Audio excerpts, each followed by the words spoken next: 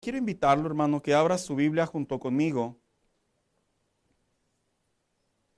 y nos vayamos al Evangelio de Mateo, capítulo 18, versículo 4. Evangelio de Mateo, capítulo 18, verso 4. Sé que la mayoría de los que están aquí se lee la versión 60 y es la que voy a ocupar en esta hora para poder trazar lo que Dios tiene para nosotros. Y dice la Biblia de la siguiente manera: así que, escribe el narrador, cualquiera que se humille escuchando a Jesús hablar, como este niño, ese es el mayor en el reino de los cielos. Siéntese, por favor. Esta tarde yo quisiera finalizar esta serie de mensajes que hace ya unas semanas, hermanos, iniciamos en relación a camina con Dios como un niño. En la Biblia también se nos da el entendimiento que nuestra relación con Dios también tiene que ir caminando como si fuera la de un niño. Y ahorita vamos a referirnos en qué sentido. Iniciábamos con aquel mensaje que lo titulábamos como un niño destetado, donde decía prácticamente el rey David que escribía un canto que tenía que ver que cuando se trata de confiar, de poner nuestra confianza en el Señor, decía que sea como ese niño que lo único que hace básicamente es estar en los brazos de su madre. Y luego la semana pasada hablábamos aquel tema que lo titulábamos anhela su palabra, lo que prácticamente alimente o aliente tu espíritu. Y trazábamos aquel pasaje bíblico de, sabe que de repente se me mezclan las enseñanzas porque desde hace como 3 semanas, hermanos, estoy enseñando muy continuamente fuera de la iglesia y se me cruzan de repente los cables y hablábamos precisamente, anhela a tu espíritu, que tu espíritu anhele su palabra, refiriéndonos al apóstol Pedro. Como le decía a la iglesia, a los exiliados de Roma, precisamente cuán importante es que como cristianos, cuando se trata de aprender la palabra de Dios, decía, anhélala, en el contexto de decir que desesperadamente quieras crecer por medio de ella. Esta semana, hermano, yo quisiera finalizar esta serie de mensajes y le he puesto por tema al mensaje de ahora, una fe sin pretensiones. ¿Quiénes han escuchado anteriormente esta enseñanza o esta narrativa de la historia de Jesús usando esta frase? Sabe que cuando se lee de manera literal, así como lo leímos, me atrevo a creer que cualquier persona que no conoce la palabra de Dios o que tiene poco conocimiento de la palabra de Dios puede captar 2 ideas muy rápidas y muy naturales. Y lo primero es que pareciera ser que Jesús le está diciendo a sus discípulos, aquel que se humille o que humille a un niño, dice, va a ser el más grande en el reino de los cielos. Aunque pareciera ilógico, hermano, para muchos de los que estamos aquí, déjeme contarle que hubo una ocasión en el sentir de la iglesia donde se creía que cuando un cristiano era humillado, cuando un cristiano era llevado a estas palabras, a la ofensa, a estas palabras, a la explotación, había cristianos que decían, estoy haciendo lo correcto porque Dios me llama a que me humillen como un niño, porque ahí dice textualmente la Biblia. Y luego también una segunda idea que se capta de este mismo pasaje bíblico. Pareciera ser que Jesús presta más atención, que entre más humillado es el cristiano como un niño, pareciera ser que es más importante para el Señor. Yo recuerdo en algún punto de mi vida cristiana, en donde sí existían creyentes que tenían la idea que entre más mal los trataban, entre más mal les iba, entre más mal los pisoteaba la vida, ellos decían, gloria a Dios, porque me estoy comportando como un niño para el Señor. De tal manera que cualquier persona que lea esto que acabamos de leer nosotros, en estos tiempos, la idea va a ser muy similar. Porque claramente la versión castellana, la versión 60, cuando usa la palabra a cualquiera que se humillare, humillare viene de la palabra humillación. Y humillación se entiende como lo que se le representa explotación, como lo que se le representa escarnio, como lo que se le interpretaría abuso. Sin embargo, a pesar de que acabamos de leer esto en la Biblia, gracias a la versión 60 que presenta esta manera de haber escrito, no es en realidad la idea que Jesucristo quería transmitir, sino que el original de donde provienen realmente las palabras hablan muy claramente cuál era el concepto de lo que Jesús quería hablar. Y para ello, precisamente, para poder explicar correctamente qué es lo que Jesús quería decir, uno tiene que leer lo que viene siendo Mateo, Marcos y Lucas. ¿Por qué? Porque ambos narradores, los tres, captaron la idea de Jesús. Y yo se la voy a contar en breves palabras. En una ocasión dice la Biblia que Jesús iba con sus discípulos caminando. Se dirigían hacia Capernaum. Y dice la Biblia que mientras iban caminando, de repente empezaron a discutir los discípulos de Jesús. La discusión era para saber quién iba a ser el más grande en el reino de los cielos. Y cuando le digo discutían, es porque uno de los evangelios dice que Jesús, que conocía sus corazones, lo pudo interpretar, lo pudo escuchar. Ellos no fueron escuchados por Jesús. Pero cuando llegaron a aquella casa, a Capernaum, aquel lugar, dice la Biblia que se sentaron, dicen las tres versiones, se tienen que leer las tres para captar los tres ángulos de los narradores. Y dice que se sentaron ahí los discípulos de Jesús y que Jesús mandó traer un niño. Cuando se dice un niño, lo más probable es que era un menor de edad, aproximadamente de unos 7 años para abajo. ¿Por qué? Porque una de las versiones dice que Jesús lo cargó, así que no está hablando de un adolescente necesariamente. Y dice que mira a los discípulos y que conociendo las intenciones de su corazón, dice que les dice, saben, observen a este niño. Y les dice, cualquiera que se humillare, así dice la versión que nosotros leímos. Dice, cualquiera que lo haga como este niño va a ser el más grande en el reino de los cielos. La realidad es que hay en la Biblia dos versiones de las muchas que hay, hermanos, que presentan unas expresiones muy apropiadas de qué es lo que Jesús quería decir. Pero para ello, lo primero que quiero responder es, ¿por qué Jesús toma a un niño para enseñarle a sus discípulos que la importancia de caminar con Dios y de estar en el reino de los cielos se asemeja con un niño? ¿Sabía usted que hay una etapa en los niños en la que los niños desarrollan fe y humildad, hermanos? Fíjese, pareciera ser que algunos no se pudieron haber dado cuenta, pero se dice que hay una etapa en las emociones de los niños en donde ellos, sin que nadie se los enseñe, sino por naturaleza propia, ellos aprenden a ser humildes. ¿Y cómo se puede llegar a esa conclusión? Bueno, pues la razón es precisamente porque cuando se habla de un niño, sin que usted se lo diga necesariamente, por el hecho del lenguaje que está conociendo a su alrededor, los niños saben pedir perdón. Usted los ve y tal vez no hacen nada grave y ellos van y piden perdón. ¿Y sabía usted que la humildad, una de sus características es pedir perdón? Y no solo ello, sino que también los niños desarrollan humildad, porque los niños aprenden a desarrollar por naturaleza lo que viene siendo conocer sus limitaciones. ¿Quién no ha tenido la experiencia de ver crecer a sus hijos? Y que sus hijos, hay un punto en donde ellos no lo pueden hacer. ¿Y qué hacen, hermanos? Van y nos buscan. Y la frase célebre de ellos es, no puedo.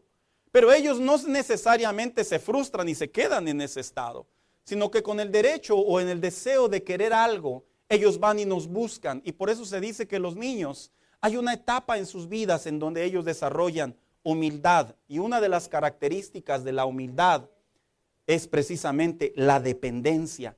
Pero también los niños desarrollan fe, porque por naturaleza los niños aprenden a confiar en sus padres. ¿Cuántos recuerdan la etapa de los hijos en donde le decíamos a nuestros hijos, yo puedo saltar, un ejemplo, ¿verdad? Desde el techo, oh, mi papá puede saltar. Y se la creía el niño. ¿Cuántos recuerdan esas vivencias, esas anécdotas, hermanos? Esas anécdotas en donde le decíamos, jugábamos con los hijos, que puchábamos un carro, pero en realidad alguien lo iba manejando y nosotros simulábamos que lo íbamos puchando. Oh, mi papá puede cargar un carro. Porque los niños por su naturaleza, ellos aprenden a confiar en sus padres. Lamentablemente, conforme van los niños creciendo y se hacen un poquito más grandecitos, se van al otro extremo, ¿verdad, hermanos? Ya no necesariamente confían en uno, pero mientras están en esa etapa, los niños aprenden a confiar. Y no solo aprenden a confiar, sino que los niños también desarrollan en su fe natural algo que se llama el deseo de aprender más. Todos los niños están en una etapa, generalmente, en donde tienen el bien de querer aprender a hacer las cosas. No les preguntamos cómo lo quieren hacer o si los quieren hacer. Por el hecho de vernos, ellos simplemente van e imitan. Y probablemente a veces hasta piden que les enseñemos a hacerlo. ¿Por qué? Porque hay una etapa en los niños, como Jesús le dijo a sus discípulos. Hay una etapa en los niños en donde los niños captan la atención tanto de los adultos, si lo observamos correctamente, que pareciera ser, de acuerdo a esta comparación, parece ser que Jesús, la fe cristiana, sí quiere que los hijos de Dios desarrollemos ese tipo de fe y humildad que hay en los niños. Y cuando me refiero al tipo y fe de humildad que tienen los niños, estoy hablando precisamente una fe sin pretensiones. ¿Sabe usted qué significa la palabra pretensión? La palabra pretensión tiene muchos contextos dependiendo en dónde está ubicado el escenario de ello. Pero en sí la palabra pretensión tiene que ver con querer algo a como dé lugar. Tiene que ver en unos contextos el reclamar algo aunque no le pertenezca. En otros de los contextos tiene que ver el que si no lo obtengo a la buena, lo obtengo a la mala. Y cuando Jesús hablaba en el contexto de la fe de un niño, es precisamente como una fe sin pretensiones. Es como el decir, un niño no pide perdón necesariamente, hermano, para que los demás lo vean. Es que el corazón de él, a esa edad, es noble, que él no quiere ver sufrir a alguien. A esa edad el corazón del niño es tan noble, que él, si su papá le dice, yo puedo hacer eso, él lo cree. Y no es una fe ciega, hermanos. Es que el niño cree en su naturaleza de su edad. Lo que tiene que ver con la búsqueda de Dios, para nosotros aplicaría. Y cuando yo hablo de una fe sin pretensiones, precisamente me refiero al contexto correcto, que Jesús agarraba a ese bebé o a ese niño y le decía a los discípulos, mire, figure este escenario. Los discípulos venían caminando de Capernaum y luego se preguntaban ellos mismos, ¿quién va a ser el más grande de nosotros? ¿Quién irá a ser?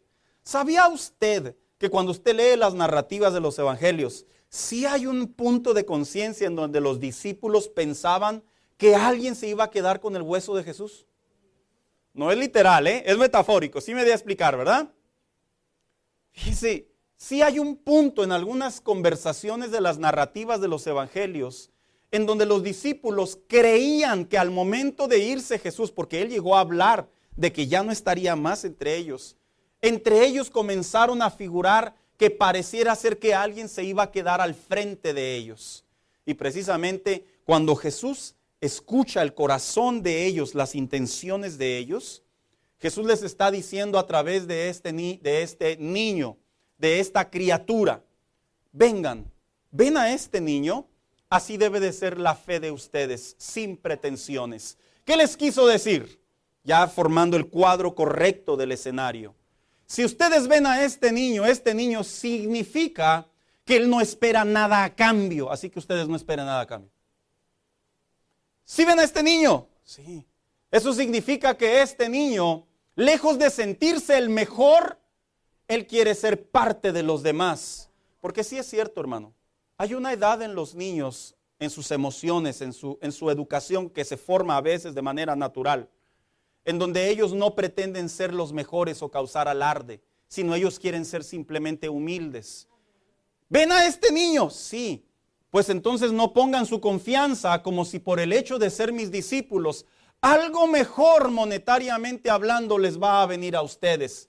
Un niño generalmente no entiende lo que es dinero, no entiende lo que son las posesiones, ni las adquisiciones. Él simplemente lo único que quiere es estar cerca de aquellos que él quiere. Así que cuando Jesús le habla a los discípulos, les dice a los discípulos en otras palabras más claras: ¿realmente quieren ser alguien en el reino de los cielos? Sean como este niño. ¿Cómo? Una fe sin pretensiones. Porque ¿qué es una fe sin pretensiones? Una fe sin pretensiones es una vida en Dios. Escuche lo que voy a decir, porque para algunos es algo extraño, puede ser. Es no esperar nada a cambio. Esa es una fe sin pretensiones. El problema de la fe del siglo XXI es que a la gente le enseñan a que al venir al Señor Dios les va a dar todo. Y ese es un error. Una fe sin pretensiones es una fe que no esperas nada a cambio. Es una fe que vienes a darle al Señor, no necesariamente a recibir lo que Él tenga para ti.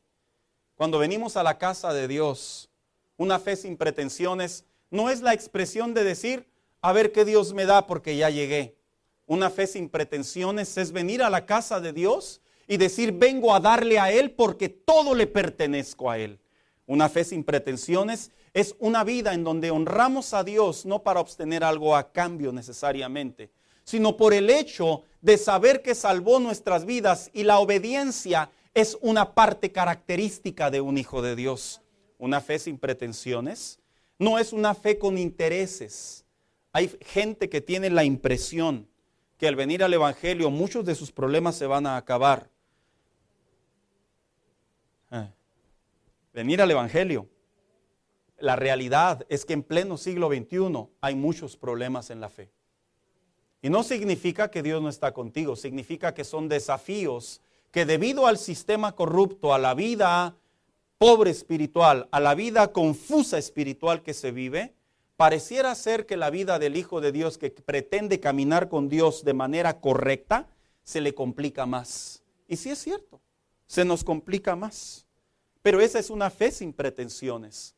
No es una fe que por el hecho de orar vas a recibir necesariamente al instante, al momento o al placer. No es el hecho de por ser hijo de Dios se van a acabar o van a disminuir o los problemas se van a ir a otros lados. Una fe sin pretensiones no es el hecho de venir a la iglesia y a ver qué Dios tiene para mí, sino es que yo soy un adorador de Él y vengo a entregarle todo mi corazón a Él. Una fe sin pretensiones es una vida cristiana en donde no dependes de las circunstancias, no pretendes ser obediente para que las cosas salgan bien, sino eres obediente para glorificar a nuestro Señor y a nuestro Salvador. Porque la palabra pretensión tiene que ver con aquello que quieres, porque si no te lo dan a la buena, te lo dan a la mala. Esa fe con pretensiones es como el decir, si el Señor no me contesta, soy capaz de irme de la iglesia. Esa es una fe con pretensiones. Pero una fe sin pretensiones es una fe que no espera nada a cambio. Es una fe que se da. Cuando tú ves a un niño y a un niño chiquito, tú le quitas algo. Hay ocasiones en los niños en donde no dice nada, hermanos. No dice nada. Te lo dan. Y uno dice, qué bien, ¿verdad? Crecen y si se lo quitas hasta te andan demandando. Pero yo estoy hablando de la etapa de donde los niños desarrollan fe y humildad en una expresión de una fe sin pretensiones. Y cuán importante es que los hijos de Dios volvamos a comprender, ampliemos más o eduquemos nuestra fe cristiana a que nosotros, cuando se trata de que Dios nos compara con un niño, nosotros sepamos que nuestra fe debe de ser sin pretensiones. Y cuando hablo de una fe sin pretensiones, solamente voy a hablar de dos maneras en las que podemos desarrollar una fe sin pretensiones.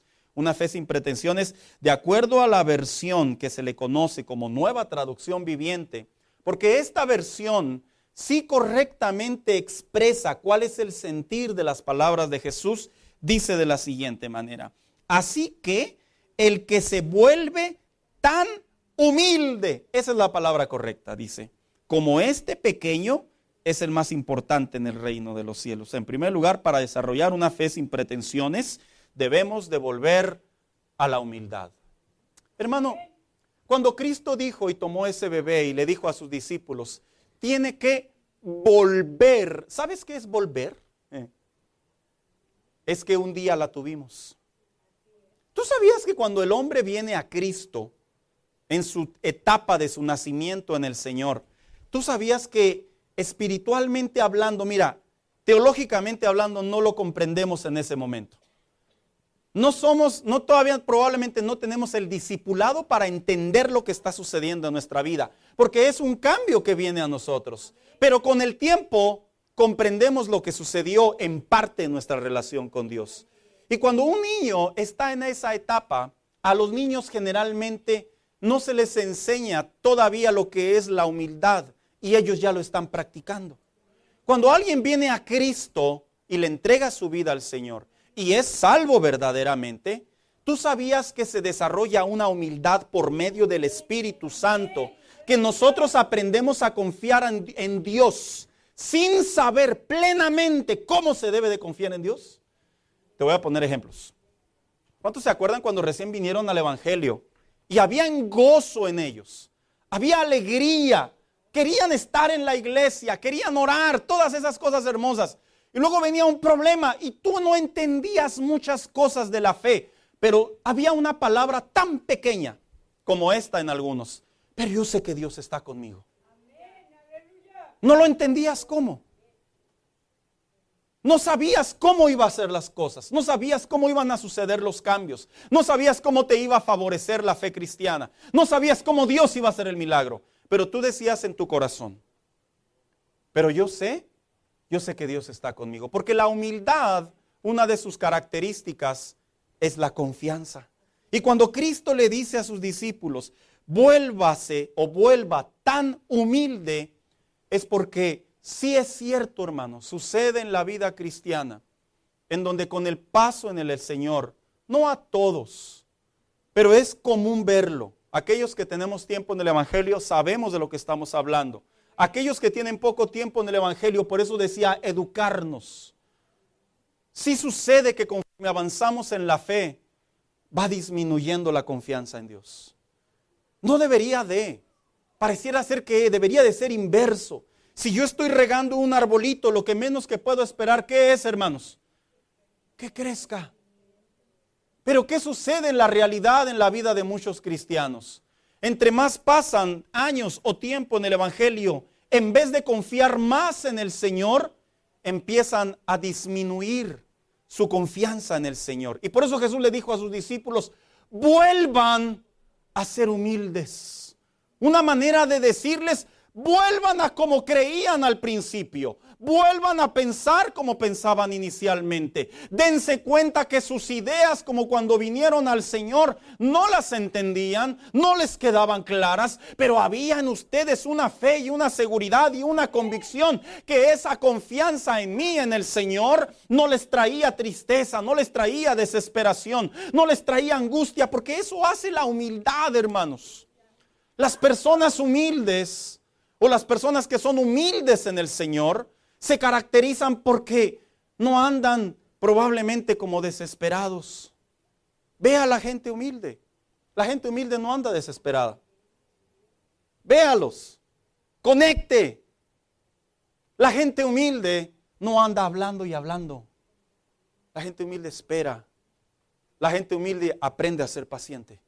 La gente humilde guarda silencio. La gente humilde continúa con sus planes. Véalo en la gente humilde, correctamente humilde. No el humilde como se caracteriza el pobre. Yo no hablo de eso. Ese es un pobre.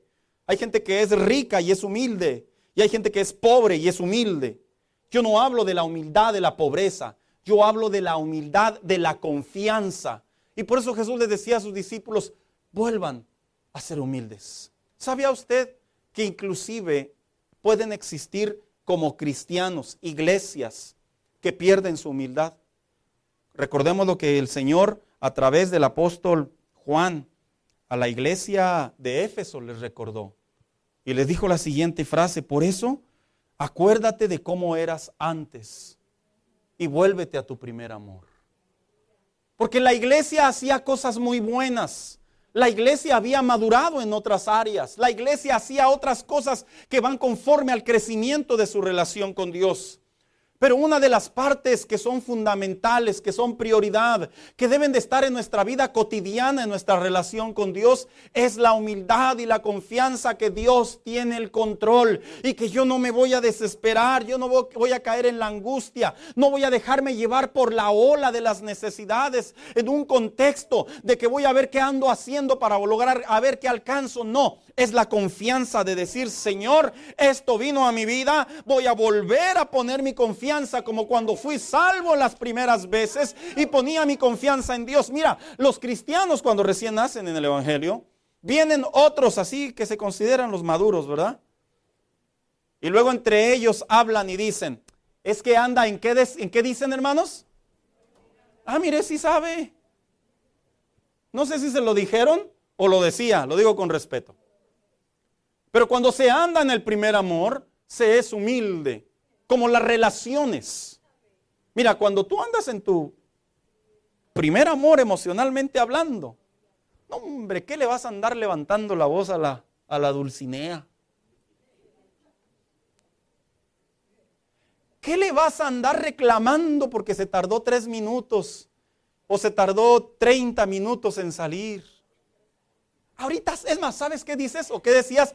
Ahorita sale, ya pasó 1 hora, ¿verdad? Ahorita sale. Eras bien paciente. Porque de alguna manera había un primer amor, una pasión, un enamoramiento. Y metafóricamente, espiritualmente hablando, en la relación con Dios, el cristiano debe de mantener eso como un signo de su vida cristiana. Por eso Jesús les decía, vuelvan a ser humildes como este niño. Ya no lo eran, hermanos. En ocasiones en el cristianismo ya no se es humilde. A veces decimos, no, sí es cierto, soy humilde. No es cierto, si fuéramos humildes, no haríamos muchas cosas que hacemos. Estaríamos confiando en el Señor, guardaríamos silencio, seguiríamos buscándole con todo nuestro corazón y diríamos, esto pasa porque el Señor tiene el control. Él no me ha abandonado, no me ha desamparado. Él sigue estando ahí, Él no me suelta, Él me abraza. Si yo oro, Él está ahí a mi lado. Así se vive cuando uno está en la humildad en la relación con Dios. Y Jesús le dijo a estos hombres, vuelvan a la humildad. Vuelvan. Hay otra versión en donde también habla Jesús lo que significa tener una fe sin pretensiones. Y precisamente quiero ocupar la versión, la Nueva Biblia Viva. Y dice de la siguiente manera. En otras palabras, el que esté libre de altivez, como este niño, tendrá un puesto importante en el reino de los cielos. ¿Sabe cómo se desarrolla una fe sin pretensiones? Cuando estamos libres de altivez. ¿Qué es altivez? La altivez es el orgullo. La altivez es la arrogancia. La altivez es la pretensión de creer que no lo merecemos, que me pertenece, que lo reclamo, lo demando, lo quiero, porque es mío. Esa es la pretensión. Y pareciera ser que en esta versión, cuando Jesús le dice a los discípulos, en otras palabras, el que esté libre de altivez, es porque Jesús sí estaba observando el corazón de ellos. Ya quiero imaginarme, como buen mexicano, lo que iban hablando entre ellos. No. A ti te llamó casi al último, así que ni puedes pedir hueso. No, tú eres el menor de todos. Es más, a ver, ¿qué posesiones tienes? Ya me imagino. Es más, ni siquiera perteneces al círculo íntimo de Jesús, porque Jesús tenía un anillo, un círculo íntimo, en donde los evangelistas captaban quiénes eran. Y eran 3. ¿Sabe quiénes eran? No me salgo del sermón, se lo comparto. Era Juan, por eso él se constituía el amado. Pero también era Pedro. ¿Y sabe quién era el tercero? Era Judas. Porque generalmente al que se le entregan las finanzas de algo, generalmente es porque en quien ¿qué? Confiamos más. Y posiblemente los discípulos caminando ahí, esos 12 ingratos, ¿verdad? Perdón la palabra. Iban diciendo, yo me imagino el maestro, uso mi imaginación, caminando enfrente. Y ellos atrás diciéndose, mira, como que ya mero él ya dijo que se iba a ir este año. ¿Quién se quedará al frente? Y uno le decía al otro, yo me imagino que Pedro decía, yo soy el más aventado. Pues yo, ¿quién más? Como dijo aquel, ¿verdad? ¿Quién? Pues yo, ¿verdad? El de pollo. No. Ya me imagino a Juan diciendo, no, mira, no se te olvide, ustedes han visto cuando yo llego y me siento en el rebozo de Jesús. Juan el apóstol, hermano, se sentaba al costado de Jesús. ¿Qué hombre tiene la confianza de dejar que otro hombre se siente en él en un amor limpio? Solamente entre hermanos. ¿Tú permitirías que tu hermano llegara y llorara aquí, se alegrara aquí? La respuesta es sí, por muy hombres que nos sintamos. Y Juan y Jesús no tenían familiaridad, pero Juan desarrolló un sentimiento, un afecto entre él y Jesús, que él se sentaba, se recargaba en el rebozo, en el costado de Jesús. Y ya me imagino los discípulos diciendo entre ellos, ¿quién se quedará a cargo de ahora que se vaya el maestro? Y Jesús, que conoce el corazón, les dice básicamente, tomando a ese niño en brazos, ¿lo ven? Sí. ¿Ven el niño altivez? No. El que esté libre de altivez. ¿Sabías tú que hay dos tipos de altivez en la relación con Dios? Está la altivez pasiva y la altivez activa. Voy a diferenciarlos para poder llegar al punto. La altivez o la arrogancia o el orgullo o la soberbia, que son derivados de altivez. La activa es la que se ve, es la que se siente y la que el pueblo dice que está presente. Como aquel que dice por ahí, ¿verdad? Le preguntan a uno en una conversación, ¿Tú eres presumido? Y luego dice el otro, ¿verdad? Oh, para nada. Y luego todos los demás que lo rodean, ¿de veras? Porque a legua se le ve que es presumido. Se le ve. La altivez activa es la que se manifiesta en nuestra conducta, es la que se manifiesta en nuestras decisiones, es la que se manifiesta en nuestras reacciones, cómo respondemos, cómo tomamos en cuenta las cosas y las terminamos haciendo. Sí hay ocasiones en la fe cristiana en donde en el cristianismo se desarrolla una fe altiva. La fe altiva es esa fe, por así decirlo, que se cree que Dios me lo tiene que dar y si no me lo da, pues me voy a sentir y no va a ser Dios y no voy a ir a la iglesia y ya no voy a orar. Una fe altiva es aquella que no sabe perdonar al prójimo. Es aquella que de alguna manera en su relación con Dios fue ofendido, fue agraviado. Pero como guarda esa altivez por medio de su fe, y cuando me refiero a su fe, no hablo de la fe salvadora ni de la fe natural, me refiero a la conducta de la vida cristiana. Como guarda esa altivez, no tiene la capacidad de perdonar, no tiene la capacidad de guardar en su corazón una buena conducta para esa persona. La fe altiva es la fe de que el hombre le termina expresando a los demás, pero ¿por qué yo tengo que hacer aquello? Mira, cuando tú lees uno de los evangelios, para ser más específico, el evangelio de Mateo, dice la Biblia que Jesús tomó a ese niño y que Jesús les dijo a sus discípulos, aquel que sea como un niño y me quiera servir, agrega esa frase otra versión. No es que la haya añadido, es que en el contexto les está respondiendo lo que los discípulos querían hacer. Y tú sabías que en la fe cristiana hay gente que cuando se trata de servir a Dios se comportan como altivos. ¿Y yo por qué tengo que hacer eso? Hermano, ¿le gustaría colaborar en esta área? Es que es en serio, hermano. ¿Y yo por qué? ¿Yo por qué? ¿Por qué yo?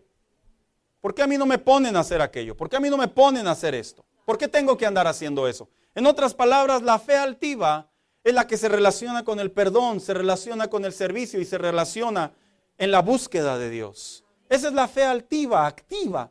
Pero también está la fe pasiva. en cuestiones de altivez. ¿Cuál es la fe altiva que es pasiva? Es la que no dice nada, pero no hace nada.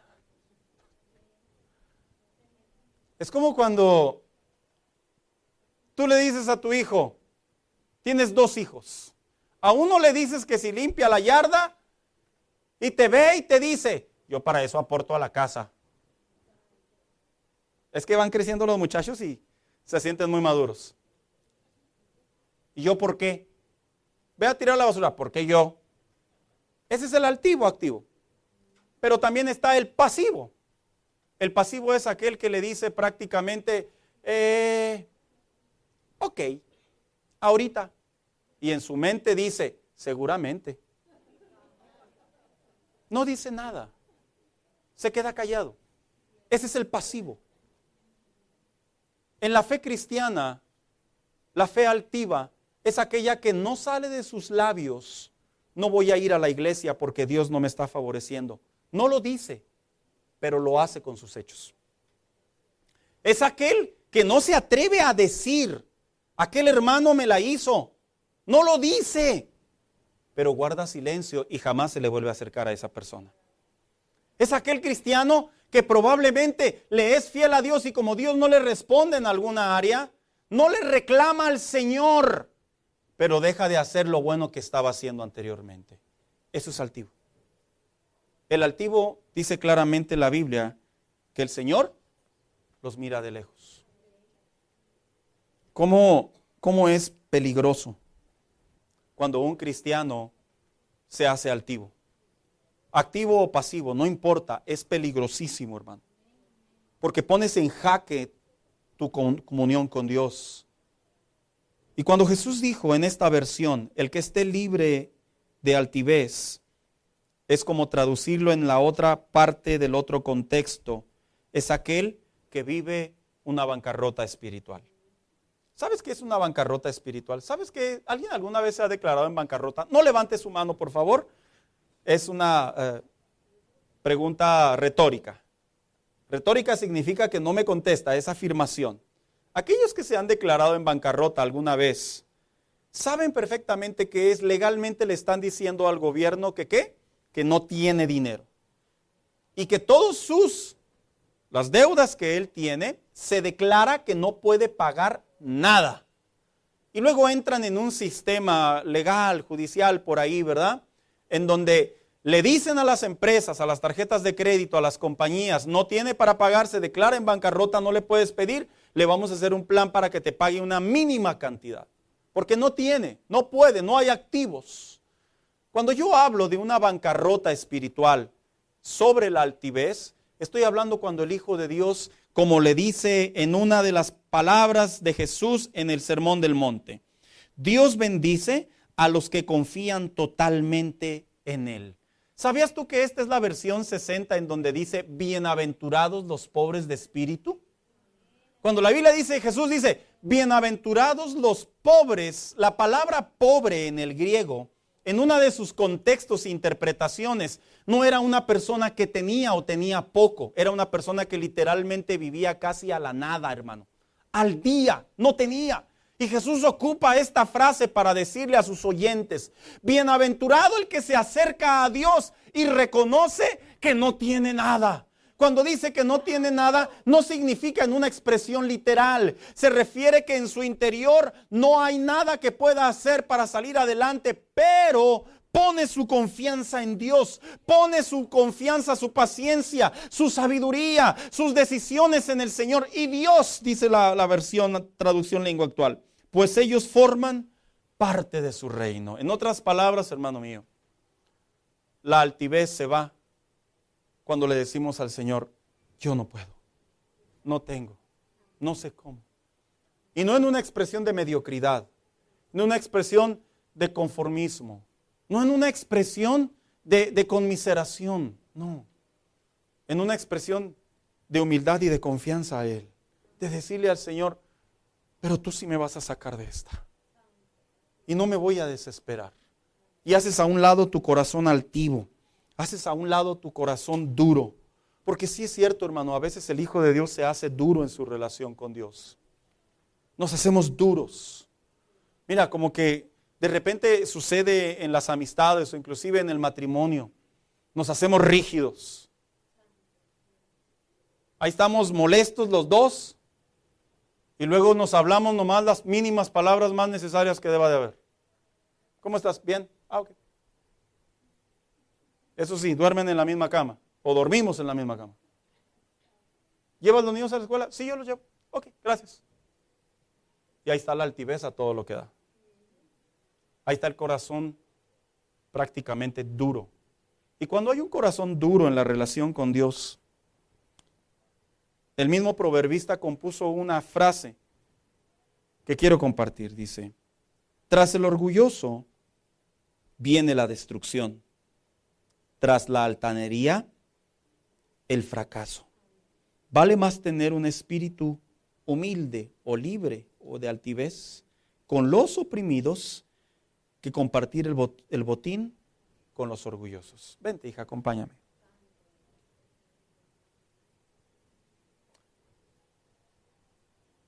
En mi vida cristiana de algunos años en el Evangelio, yo he identificado que hay más cristianos pretenciosos en su relación con Dios que cristianos sin pretensión. ¿Qué significa? Que de alguna manera hay una mala enseñanza o desarrollamos una incorrecta enseñanza a falta de aceptación, de no querer entender que nosotros somos de Dios, somos del Señor. Y pareciera ser que la vida cristiana de algunos vive dependiendo de las circunstancias y no de la confianza en Dios. Los niños, ellos tienen en una etapa de su vida esa idea natural de ser humildes y de tener fe. La tienen, hermanos. Tú un día y yo la tuvimos, refiriéndome a la vida en Cristo, el nuevo nacimiento. Un día la tuvimos. Si fuiste salvo, si eres salvo. Si no fuiste salvo, si no eres salvo, no la tuviste, te lo digo abiertamente. Un día, no sé cuánto tiempo tengas en el Evangelio, 1 año, 5 años, 10, 20, 30, 40, 50 años, no sé. Pero lo que sí sé es que un día la tuvimos. Fuimos humildes y no era un cristianismo pretencioso, era sin pretensiones. No esperábamos nada a cambio. Era simplemente darle al Señor. Hoy en día la iglesia, y lo he dicho, lo dije hace unas semanas atrás, la gente piensa que Dios es un mesero que les anda ofreciendo a ver qué les va a dar, como cuando uno va a un restaurante. Hoy en día la gente entra a las iglesias y vive un cristianismo como si Dios les debiera algo, como si Dios les tiene que responder y les tiene que cumplir. En la madurez, en la fe, te lo voy a decir, sin importar tu grado de cristianismo y madurez. Y si no lo entiendes ahorita, lo vas a entender más adelante, pero te lo voy a decir. En la fe en Dios, si no aprendemos a darlo todo y a no recibir nada a cambio, no estamos viviendo una comunión con Dios como debe de ser. No oro para que Dios me dé. Si me da bien, si no me da, no me importa. Y Dios no sabe mi relación con Él. Guardo mi corazón no para recibir algo bueno de parte del Señor. Guardo mi corazón porque me salvó, me perdonó, me liberó, me ha dado una nueva vida. No porque me tenga que dar, me dé o no me dé. Hay un punto en la fe cristiana en donde ya es irrelevante. Es irrelevante si te da o no te da. Lo único que interesa es guardar la salvación, vivir la vida en Dios, reflejar a Cristo, ir a la madurez y a la plenitud del varón perfecto. Es lo único que nos importa. Ya no nos importa si traes zapatos o no traes zapatos, si te da una casa o no te da una casa, si te sana o no te sana, si te da una residencia o no te lo da. No nos importa. Lo único que nos importa es que no nos deje de amar y su amor permanezca para siempre. Así es la vida cristiana de acuerdo a la Biblia. No es como te la ofrecen. Hoy te ofrecen un evangelio. Él te va a sanar. No es garantía. Él te sana si Él quiere. Hoy ofrecen un evangelio Va a venir toda tu familia. No es una garantía, y lo digo con comprobación bíblica.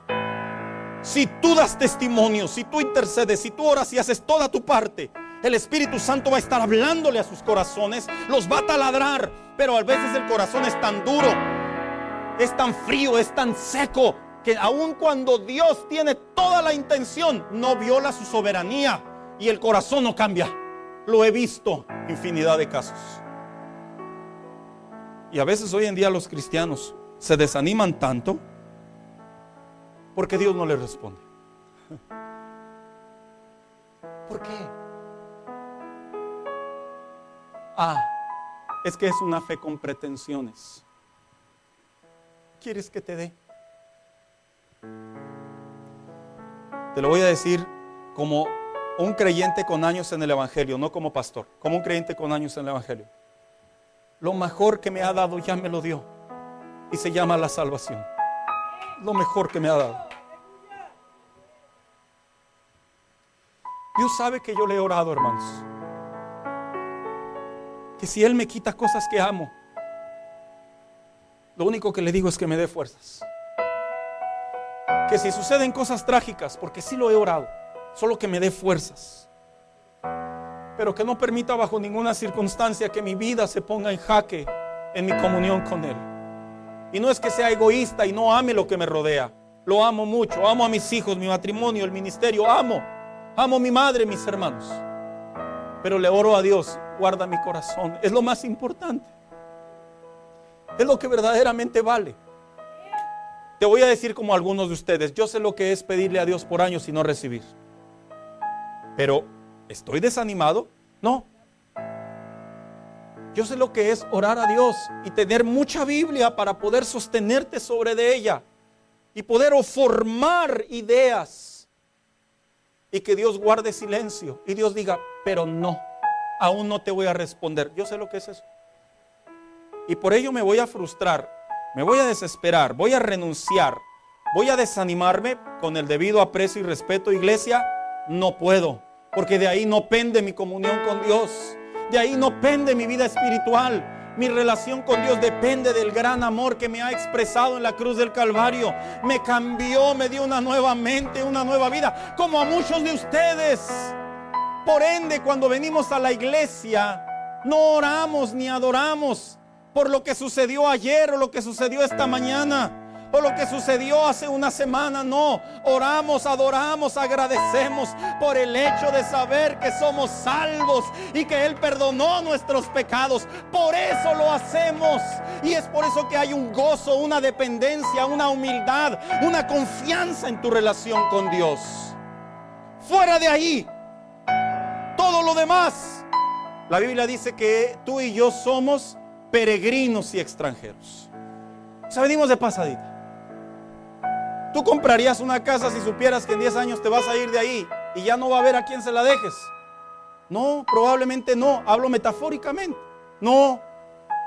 Entonces, ¿por qué te lamentas si no la tienes? Somos peregrinos, venimos de pasada. Si Dios nos da, gloria a Dios. Y si no nos da, también gloria a Dios. Pero nos ha dado lo mejor, que es la salvación. La fe de un niño. Una fe sin pretensiones. Quiero invitarlo a que se ponga de pie en esta tarde.